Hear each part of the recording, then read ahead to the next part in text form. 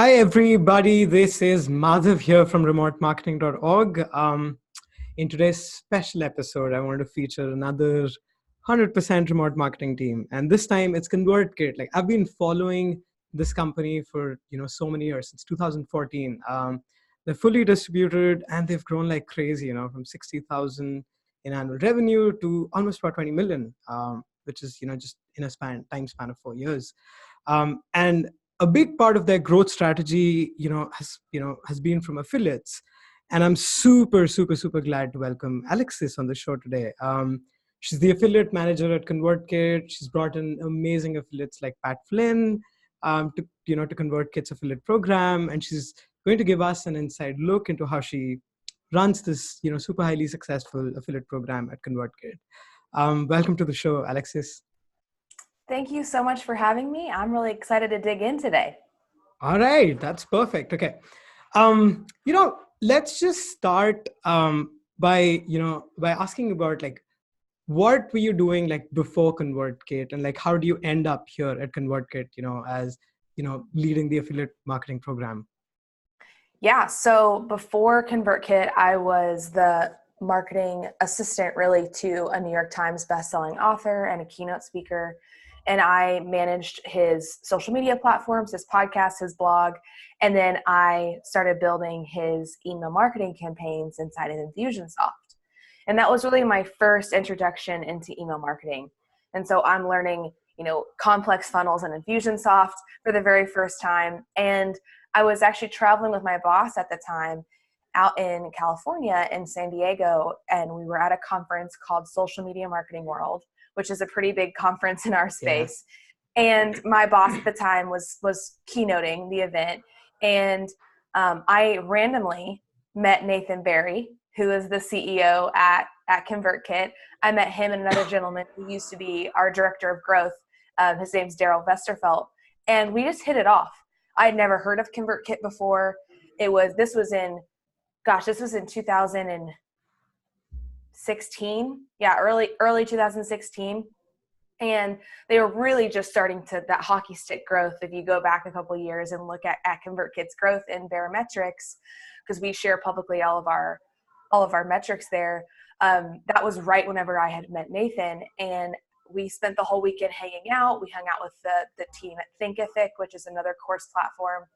And at the end of the weekend, we just hit it off so well. I think they only had about 13 or 14 employees at the time. They were like, "Do you want a job? Are you looking for something?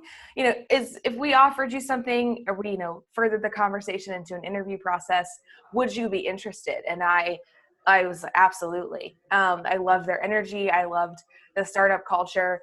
And so, yeah, I interviewed and I got the job. And, when you're at a startup, you're wearing a lot of hats. So I came in and I was managing the social media platforms. And then I was also doing low-level account sales and getting on demo calls with new customers under 1,000. And I think I was hired 14 or 15 at ConvertKit. Okay. Mm-hmm. And so this was, almost 3.5 years ago now. And so I came in pretty low and just kept building and building and building. And then within a year, I was one of the top sales account managers and helping with migrations of accounts with hundreds of thousands of email subscribers. And then at this point, this is important. We were not doing anything with our affiliate program. Nathan, whenever he set up ConvertKit, had got us set up on an affiliate platform and was really just promoting it inside of our onboarding emails of, hey, if you're a new ConvertKit customer and you want to earn 30% recurring commission, you should also sign up for our just kind of passively, you should sign up for our affiliate program. And that passively got us around 3,000 affiliates, which is nuts. But people were just signing up for ConvertKit. They loved the product. They wanted to share it with people. And also our affiliate structure was pretty sweet. And so I came to a crossroads of, Alexis, do you want to manage our affiliate program? We're not doing anything with it. So you could build it from the ground up or stay with, account management on the sales team. And so I'd like to do the affiliate program, please. So that's kind of how I got this position in particular. That's interesting though. Like this is so simple, like just kind of adding like a line in the email and then getting like 3,000 affiliates. That's Yeah, but that doesn't happen that often, especially for No. companies, I guess, who are just kind of like hitting, just kind of cross product market fit. But Right. I think before we kind of come to the affiliate program, let's just kind of understand right now. So right now, is it just you who's running the affiliate program, or do you have someone else who also helps you with it? So I have a squad, which is what we call them at ConvertKit. I have two team members that are a part of my team. So we have head of educational content. So she's also a webinar producer. So she teaches all of our webinar content with our top affiliates. And then we also have an associate webinar producer who helps run all the back end funnels of all of our affiliate promotions with affiliates. Okay, and both of these team members kind of joined in, like at what point in time did they join you in the Yeah. team? Mm-hmm. So we had gotten our very first, so again, a lot of hats. I mean, back in the day, Nathan was doing affiliate webinars. He was the one on there with affiliates. And then it got to the point where I was like, should our CEO, is there anything else that he should be doing aside from that? So, then it kind of went to our director of growth, and then it went to me. And then we actually hired a dedicated person, because webinars, live workshops, which is what we call them now, workshops, live workshops have become and it continued to be one of the most profitable levers that we pull for the affiliate program, because we're able to get a captive audience, and you're able to sign up, over 100, maybe even more trials within an hour. And then you also have a dedicated partner of that affiliate. So you're building custom content. You're able to speak to a specific audience about something and show them why, as a, let's say, author, ConvertKit would be a good fit for you. And so you're able to customize a lot more of the content that way than if someone were to just land on convertkit.com. So we hired our webinar producer in 2017. And then she was doing everything. She was doing all the funnel, all the back end of the promotions, and teaching and building out all the content.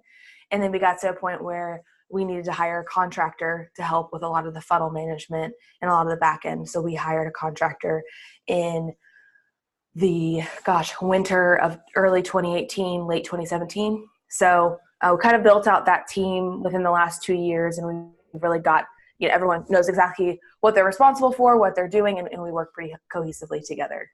Okay. So, all right. So a team of 3. And right now, when we look at the entire ConvertKit marketing team, how big is that? Our marketing team is 9 people. Okay. Got it. Mm-hmm. And they're obviously 100% distributed. Is that correct? That's correct. Yeah. There is no central hub aside from Nathan being in Boise. And we have a few colleagues that live in Boise as well, but there's no office. So Right. Besides coffee shops, coffee shops and co-working spaces and exactly.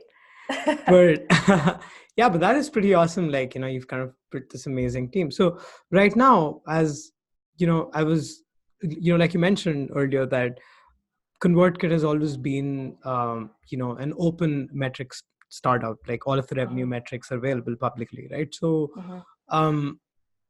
right now I can see that, you're approximately making about 19 million, right?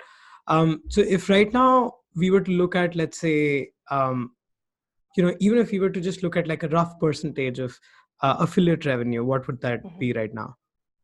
So it fluctuates, but it's pretty steady. It hangs between 30 and 35%. Wow, that's crazy. 35% approximately is just through affiliates. Mm-hmm. It depends on the season too, that we have high season and low season with affiliates. Like the beginning of the year, Q1 and Q2 of every year always spikes. And so that's closer to 35 for that time period. And then Q3 and Q4 kind of dip off. And because there's less promotion, people are doing a lot less promotions of other tools. And then it is much closer to around 30%. Right. Okay. And if you were to kind of look back at like 2016 to 2019, do you think that percentage has kind of changed? Like, was it always 35, approximately that? Was it a lot more back in 2016? Was it less? How was that? Well, I think something to keep in mind is that we've had some pretty big affiliate partners with us for the past 3 years that have really brought in incredible business for ConvertKit. And so even at that point when our revenue was smaller, we still had enough affiliate traction to where, it might have been 25%, but it was still a decent percentage that was coming in from the affiliate program.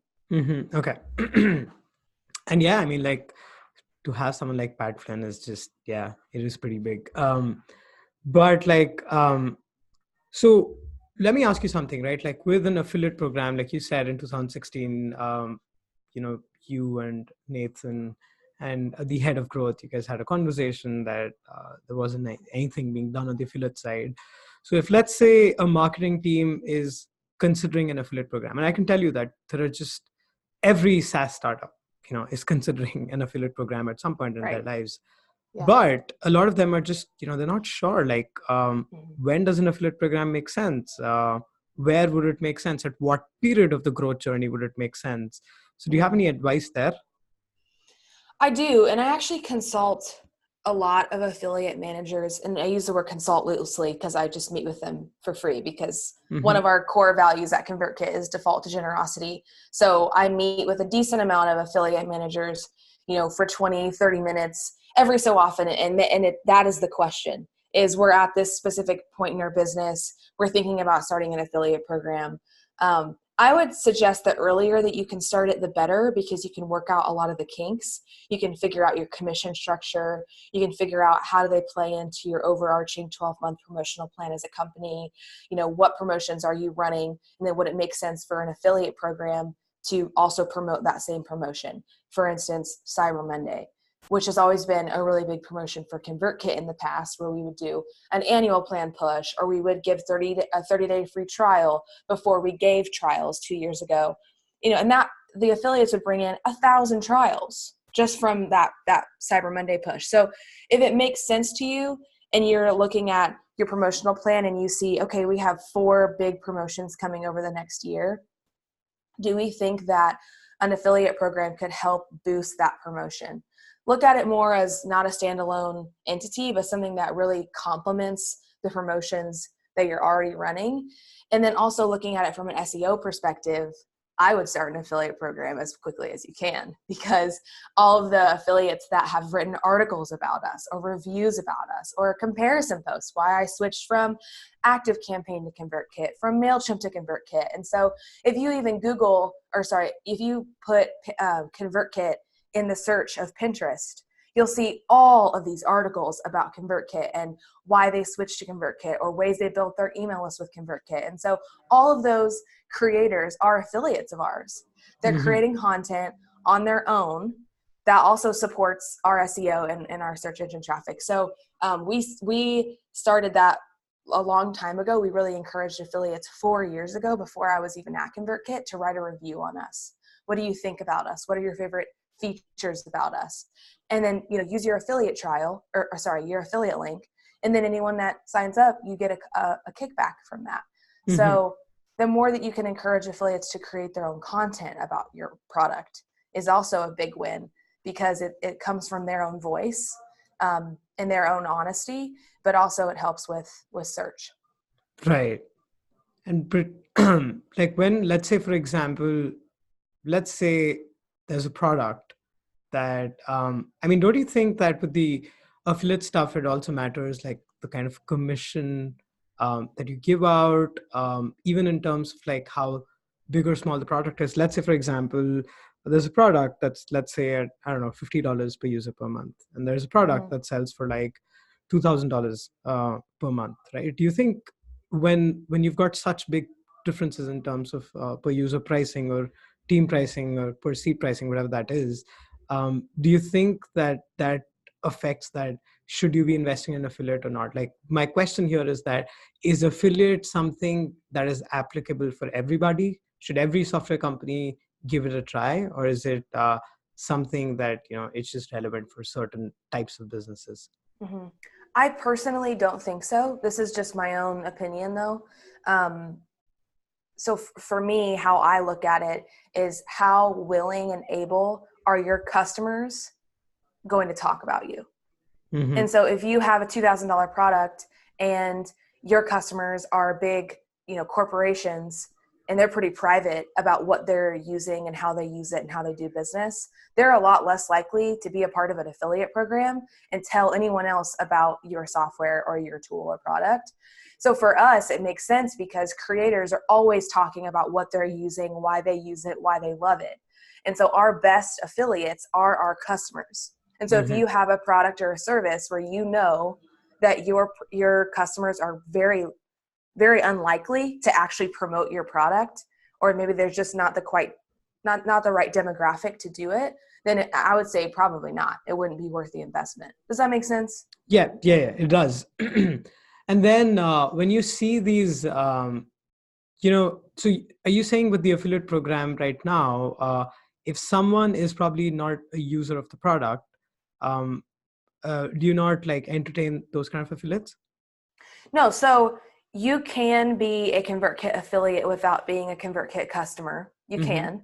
But I will still say some of our best affiliates, some of our most profitable affiliates are our customers because they are teaching from a way of, I use this, here's how I build my funnel. Yeah. However, there are always exceptions to the rule. And we have very successful affiliates that use a different software for the level of business that maybe they are at with a team of 15 or 20 people. But their audience needs a tool like ConvertKit. And so they're able to speak from that perspective. So it is possible both ways. Got it. Okay. All right. So right now, if let's say, for example, a business decides, all right, we're going to start an affiliate program, right? Like what's a good version one? Like where do they start? How do they do that? And how did you do that at ConvertKit? Yeah, I will give you two pieces of like a tenfold of here's what I think you should do, and also here's what I didn't do and wish I did do. The first thing that I would do is I would sit down with your team and figure out your terms of service. How do you want affiliates to interact with your brand? Do you want them to run ads for you? Do you want them to be able to buy domains that say, teachingconvertkit.com?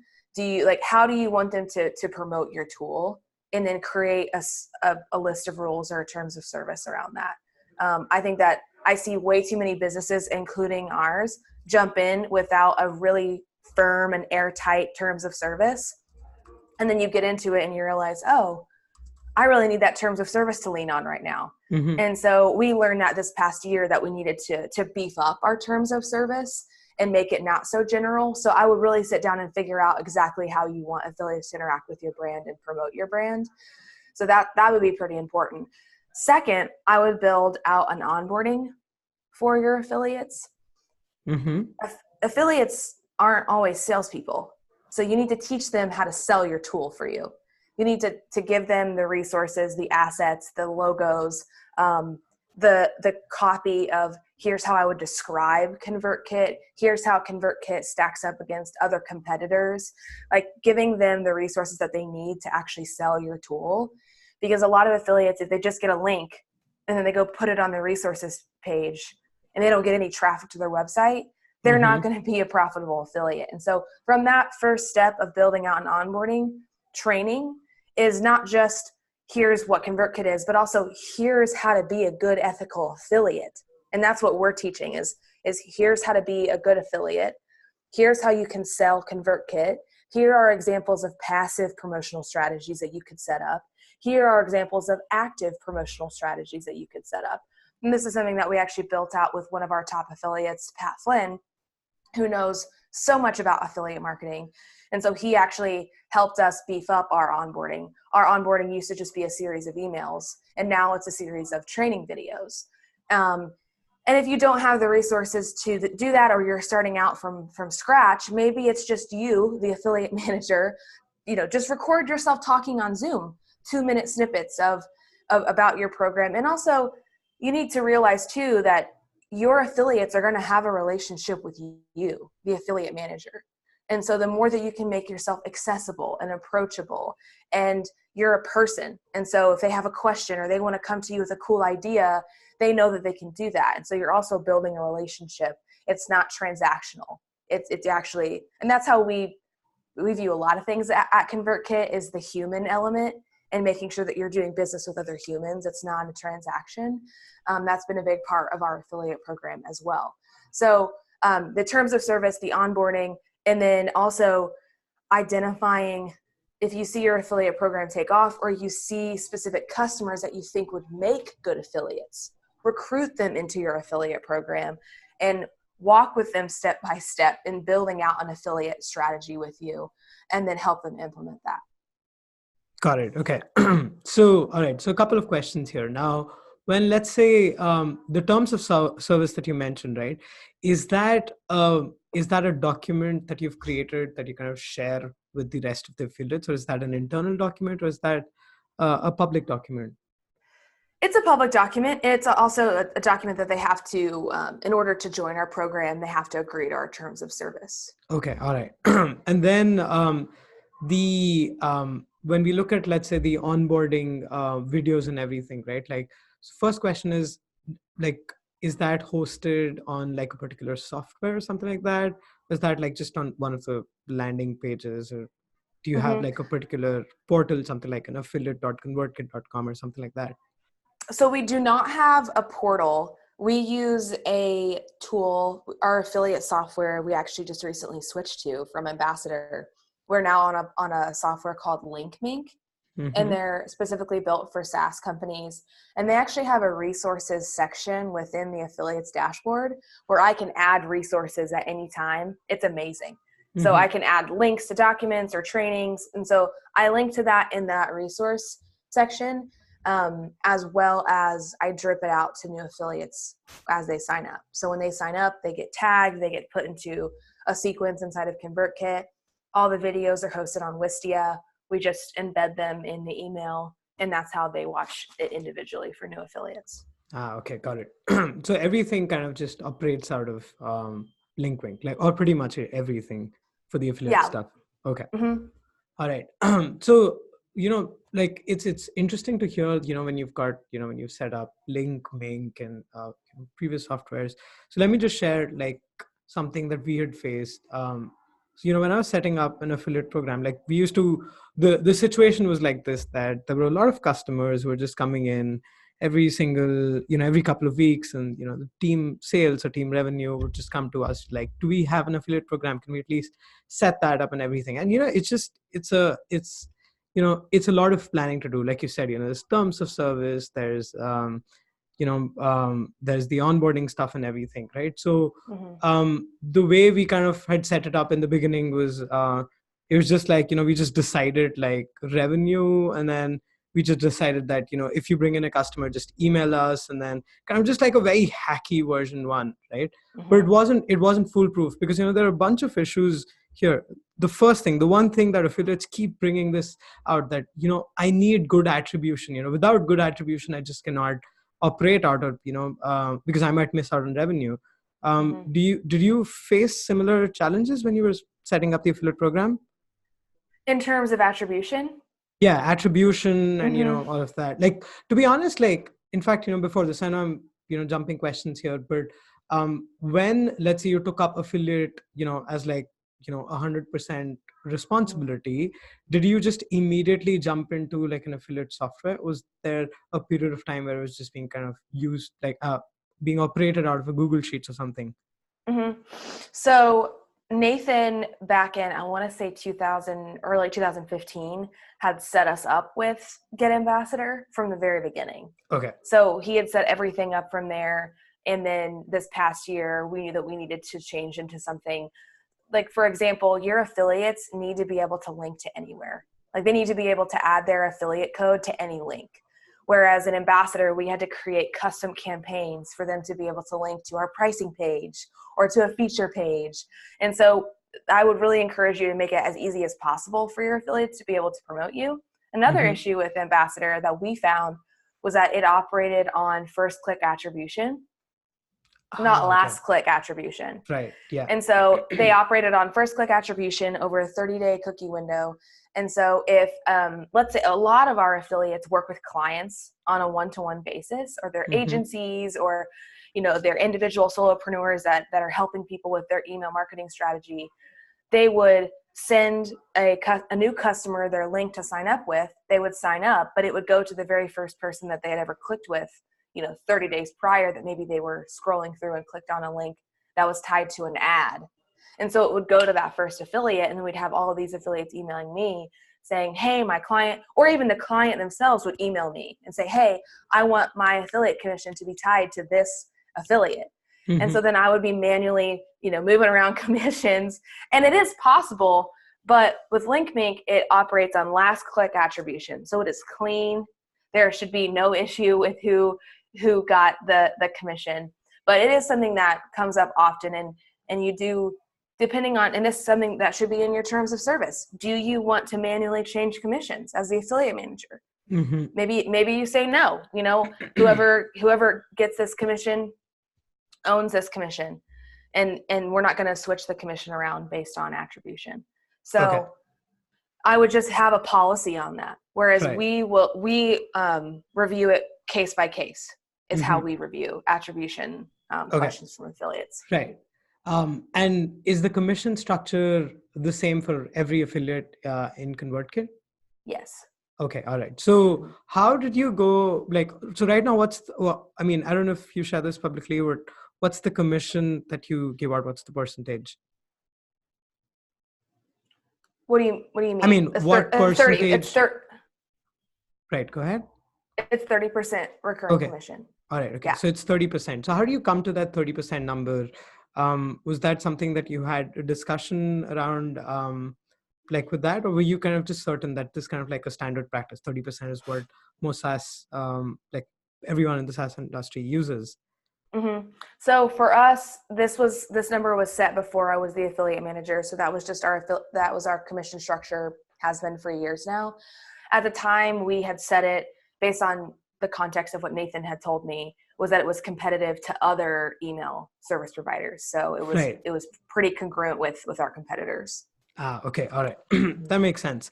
Okay. So now let's say, once these affiliates, an affiliate program has been set up, and now you've got, some affiliates. So, like you mentioned that, you have a more human to human relationship with a lot of the affiliates that are part of the program.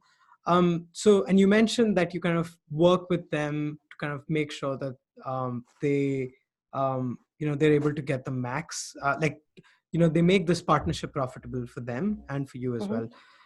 So what are some of those tips that you give to them, to ensure that they, get the max affiliate revenue out by, advertising or promoting ConvertKit?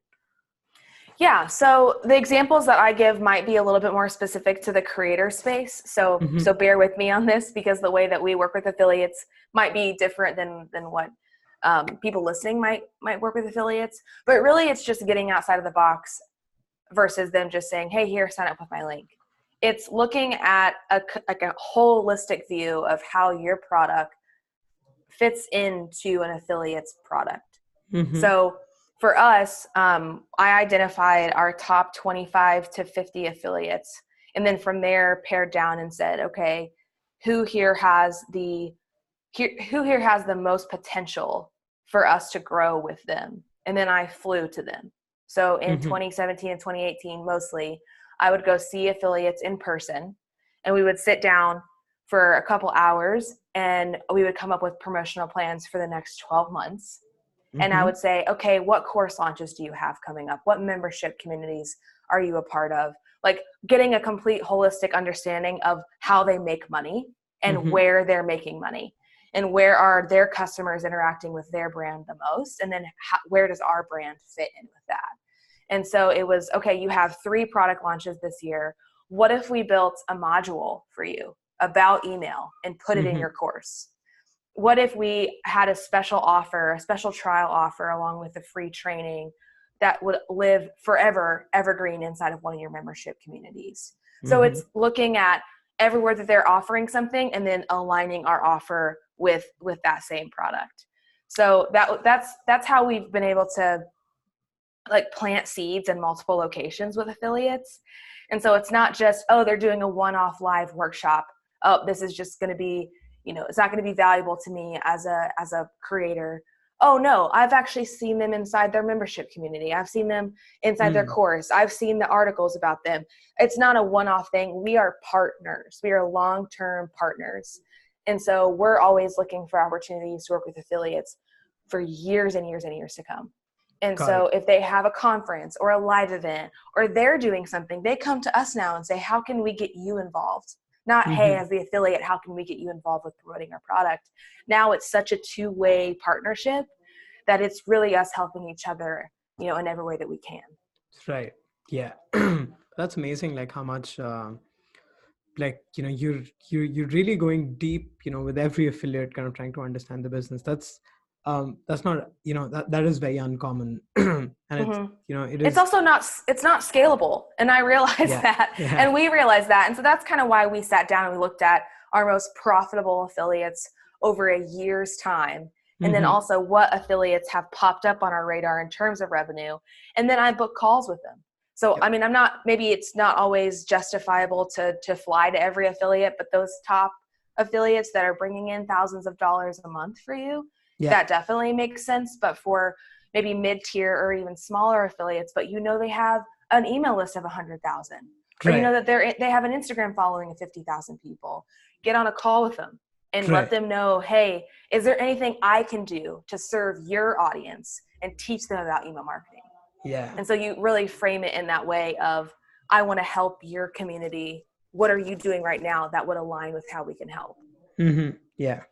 And I think it kind of, I see this often, and the way you're also explaining it, that I think the 80-20 rule is quite valid in the whole affiliate thing, that, it's, there's a lot of focus that needs to go onto that 20%, that top 20%, that brings in like 80% of the revenue. And it seems like, and I guess that's the way you can kind of scale it up, kind of just focus on like the ones, like focus a lot more on the ones that kind of bring in max revenue for you guys. Does that make sense? Right. And then I'm also accessible to smaller affiliates who maybe they're only bringing in $100 a month in an affiliate commission, which would really be around 320 of actual MRR. But still, that's still, the LTV of that MRR. So you're looking at, okay, how many people have you referred? Okay, if you've referred over 50 people, I'm going to set you up with a custom affiliate partnership page. So you have your own dedicated landing page about ConvertKit. Okay, you've referred X amount of people. I'm going to set you up with a limited trial and see how, you promote this trial, see if it works. So you're always testing things too. And that's been really helpful for us as well. And then a lot of our affiliates host live events. So hosting a live event, Pat Flynn had his very first conference this past year. And it made so much sense for ConvertKit to have a booth there because and not even from an acquisition standpoint, but from a churn standpoint. So a lot of our customers were there, and we know that because of how many people that he's referred to ConvertKit. And so it just made sense for us to have a booth, and then we're able to interact with all these customers as well as get acquisition. But yeah, it's a really good long-term partnership. All right. Okay. Just one random fun question I wanted to ask here. So what's the most unique or the most unique affiliate technique that an affiliate tried to get ConvertKit some attention? And that's a good question. Man, giveaways always do really well. Affiliates that host their own giveaways of like extreme value and then they tack on ConvertKit in it, that's been actually pretty profitable for some of our affiliates. Also, affiliates will run their own ads on their podcast about ConvertKit, even though we don't sponsor any podcasts. So they run their own ad, like, and this next ad is blah blah blah, and then they give them their free trial link. Like ConvertKit's given them a free trial, but it's actually through the affiliate. That's been a big one too. We have a podcast that makes they bring in about $2,000 a month of affiliate revenue, which is around 6,000 MRR a month just from running ads on their podcast. That's it. They only promote us on their podcast. So it can be pretty interesting to see different ways that they that they come up with what works with them, for their strategy. Right. Yeah, it is interesting. It's amazing, right? Like, I mean, you're kind of listening to the podcast one day, just some random podcast, like this podcast was sponsored by ConvertKit. And I'm like, what? Mm-hmm. So, yeah, but all right. So I also wanted to understand, like, when you've got, like, you're working with, affiliates like Pat Flynn, and then one of my former colleagues, Ryan Robinson, he's also an affiliate. Oh Yeah, yeah. yeah. Um, and so it's interesting how you've got attention of all of these super high profile people. So I wanted to understand, like, how do you hire these high profile affiliates? Because you did mention earlier that sometimes it's you, like, obviously there's a lot of people who are kind of applying through your affiliate page, but there's also some kind of outbound work that you're all doing, Mm-hmm. right? Yeah. So when it comes to that, it's really twofold. Our directors and our leadership put out so much about what we're doing at ConvertKit, and people in the SaaS space and even just the online creator space are really interested in Nathan. They're really interested in Barrett, our COO. Charlie Prangley is our designer. She puts out and does a lot of work in public with how she designs ConvertKit's website, and she has her own YouTube channel about design. And so the people that work at ConvertKit live out ConvertKit, and I think that's really interesting to people. Honestly, I think it attracts other creators who want to align themselves with people that do business like that, who are transparent, and we are honest, and we do want to work with people, but in a way that's beneficial for both parties. We're not finagling anybody to be a part of anything. We want it to be a really genuine connection, and that has really paid off, and that trickles down from Nathan and Barrett and the rest of our directors into the rest of us of, how we treat and communicate and connect with other people is beyond a dollar amount. It's about Right. really creating a connection. And, I send Christmas gifts like custom Christmas gifts to our top 50 affiliates that I'm like, it's kind of a little creepy, but I'm like stalking their profile photos. Oh, I see that they like this kind of whiskey. I'm going to send them that kind of whiskey, because it's just that human element of making them feel seen and Mm-hmm. making them feel really appreciative of how they're truly impacting your business. Mm-hmm. And then from an recruitment standpoint, I do a lot of my recruitment at conferences and live events. Mm-hmm. I think like the more that you can get connected with people in person, you just skip a lot of steps. You just skip so much, and you jump right to, are we doing this thing together or not?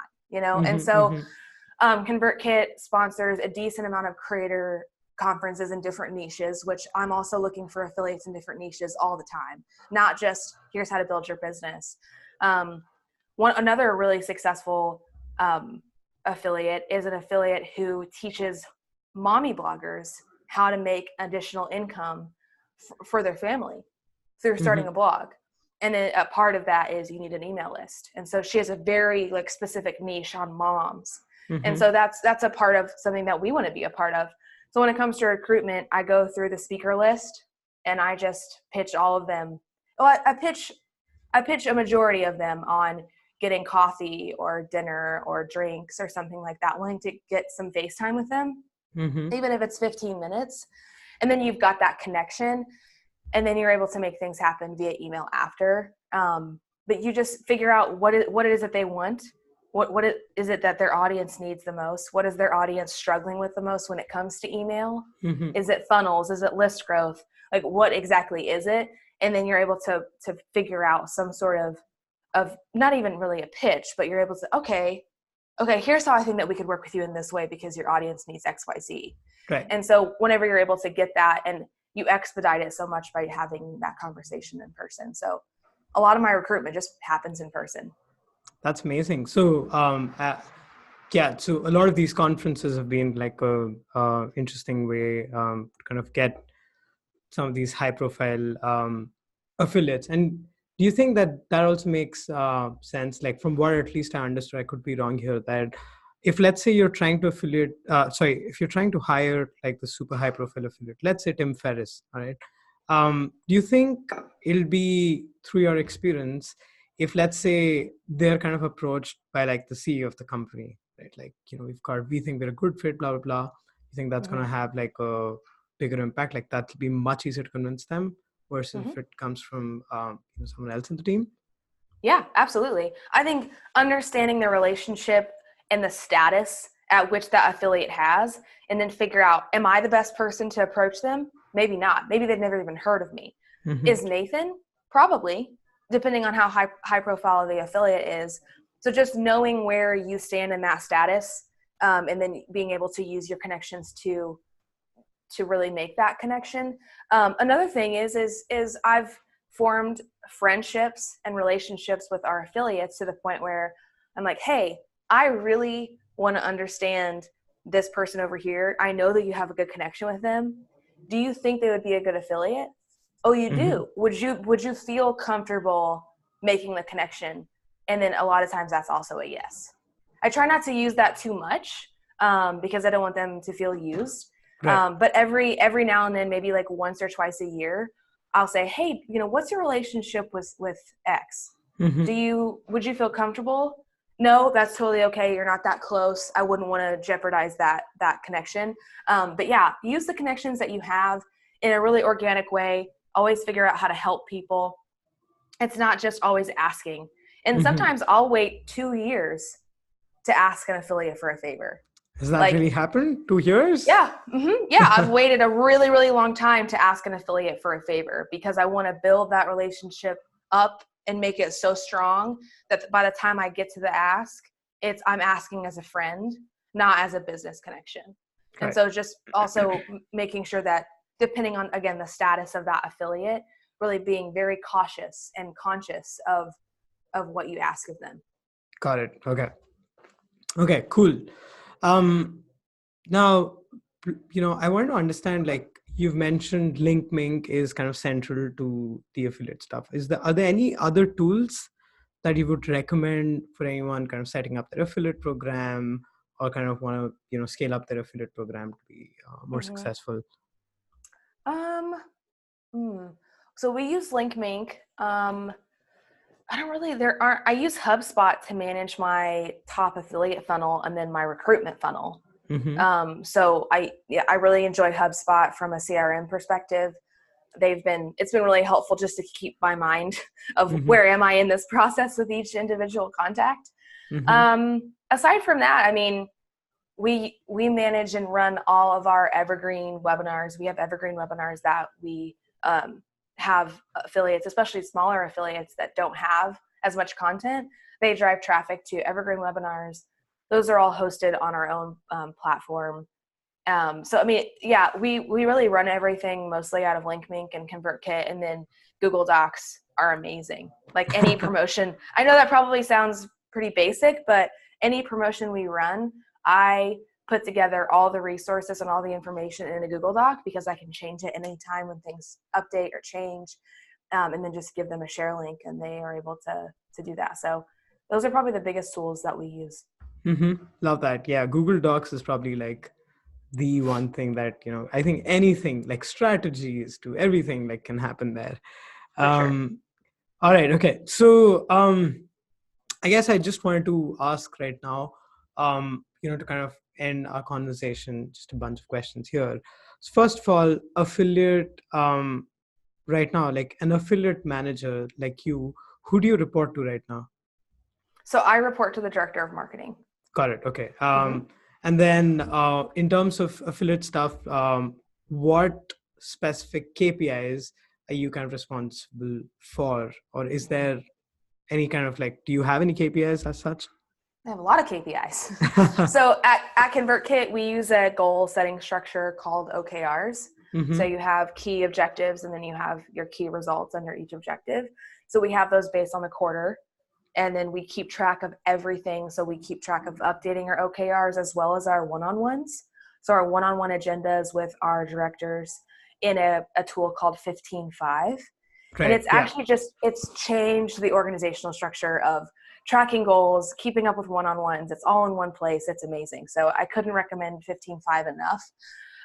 So some of my specific KPIs are OKRs would Mm-hmm. be how many webinars have I booked in a quarter? Mm-hmm. How many webinars have I booked for the next quarter? Because we're always, a quarter out. Trials from the affiliate program and then trials from webinars. Mm-hmm. So I'm responsible for those core aspects, and then specific promotions booked either with the affiliate program in general or with specific affiliates outside of webinars. Recruitment goals, so setting up, let's say, 5 core promotions with new affiliates, new recruited affiliates. So it can kind of span to depending on the quarter, but yeah, those are like my core KPIs. Okay, got it. And I'm guessing like those webinar metrics and all kind of trickle down to the They other do. team members. They do. Right, got it. Okay, that makes a Mm-hmm. lot of sense. So let's now look at like 2 years ahead. All right. And I know it's hard to look a little ahead right now, but when you're looking at, let's say, scaling this, okay, now with every marketing strategy, it's going to be like, there's a phase of high growth, and there's kind of like this, flat line, and then you're just kind of figuring out what next, right? So Mm-hmm. what's next in terms of, kind of scaling up ConvertKit's affiliate program? What are you thinking over the next 2 years? How are you going to kind of grow it to kind of like an even higher percentage of the revenue? Yeah. There's a pretty big part of that that's doing what we're doing now, Mm-hmm. because it's continuing to work. I do believe, obviously, in creating new things as well. So something that I'm working on for next year is putting together an affiliate summit for our top affiliates. We've never done one before, but I've asked a few of our top affiliates if they'd be interested in attending one, and really just getting FaceTime with them and Nathan and Barrett and talking about the product. Like, some of our best feedback comes from affiliates. Mm-hmm. And so we're able to also talk about the product a lot more. So we're talking about doing an affiliate summit, as well as going live on social media a lot more with affiliates. Mm-hmm. We went live with an affiliate earlier this year on her Instagram, and we were able, from one Instagram live that was basically a Q&A, we got Mm-hmm. 200 trials. Wow. Okay. Mm-hmm. So for specific affiliates, finding out which ones we think would really align with going live with, but we've continued to see that be a really interesting lever to pull, because as people transition, not that workshops or webinars are ever going to go away, but we've seen them kind of plateau a little bit. Mm-hmm. So they still work, but what's next? Kind of what you asked. So I really think that going live with affiliate partners would be really beneficial on both sides, and it's also more casual, so it feels more approachable. Your brand feels more approachable. Those would be the big things that I think we're working on in the next couple of years. Yeah, that makes a lot of sense. All right, one last question. So let's look back. I mean, let's consider a scenario where you were running an affiliate program with an in-person team, someone kind of living in your city. You've got this team, 2 of your team members are there, all of that, and then you've got the remote affiliate program that you have right Mm-hmm. now. Do you think things would have been a little different? Would have been better if it was in office, or is it better if it's remote? How would it be different? What are your thoughts there? Yeah, that's a great question. It's tricky, because we're fully remote. Right. And then we also know the benefits of working in person, because we do retreats twice a year. We get so much done. We're able to brainstorm and come up with really great ideas because we're actually in person. I would say that ideas would probably be implemented quicker if we were in person, because like for us, if we'd actually just this past week, the webinar squad or the affiliate squad got together on a 2-hour call on Zoom and went through our webinar funnel, pre-webinar, during webinar, and post-webinar, and worked through all the processes that we think should be changed. And so we still did that. That could have been in an office, but we did it over Zoom for 2 hours. But then it's how those ideas get implemented that, when you're away from each other and you have different priorities that you can't always see someone working on, it can be a little bit more difficult to implement those ideas. So I would say that's probably the biggest aspect of it. But at the same time, there's something to be said with working from home where you're able to get more done because you don't have the distraction of working in an office and what's everyone working on, and then you're not focused on what you actually need to get done. So I think it's twofold. Yeah. Also, and I think it also depends on like I'm sure the other two team members, the affiliate squad, it's kind of like they're. I think that they kind of need like a certain level of ownership and like just kind of like doing things like on their Yeah. own, right? That's That one thing that I think Nathan and Barrett have really done incredibly well, is given us an autonomy over our work. We are empowered to get our work done, and we are responsible for our work. No one's over our shoulder being like, hey, have you gotten this done yet? Where is this at? And also we don't even use that kind of language with each other. So it's been really freeing to be able to decide, hey, this is a priority for this program. I'm going to work on this, versus it being assigned to me, which I feel like a lot of that happens when you're in an office and you want to see people being productive.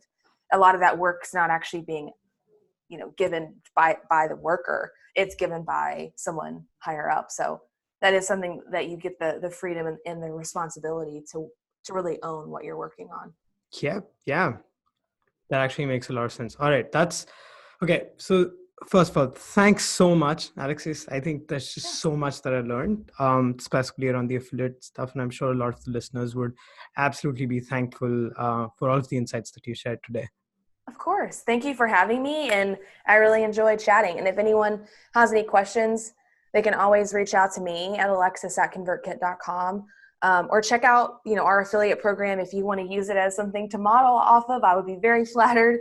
You can just go to convertkit.com/affiliate to check out our partnership page, and yeah, here to help. Yeah. Awesome. All right. Thanks so much, Alexis. It was great having you. Have a great time. Thanks. Bye. Bye. All right. Just one